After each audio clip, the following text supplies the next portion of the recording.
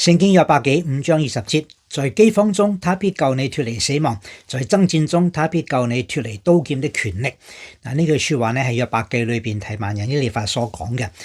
佢人生嘅體會就係知道神嘅拯救、神嘅幫助，佢係好想鼓勵約伯，在饑荒中佢救你脫離死亡，在爭戰中佢救你脫離刀劍嘅權力。呢個亦都係我哋喺日常生活裏邊會遇見嘅事。我哋會遭遇饑荒，我哋會遇到死亡嘅威逼，我哋可能會遇見爭戰。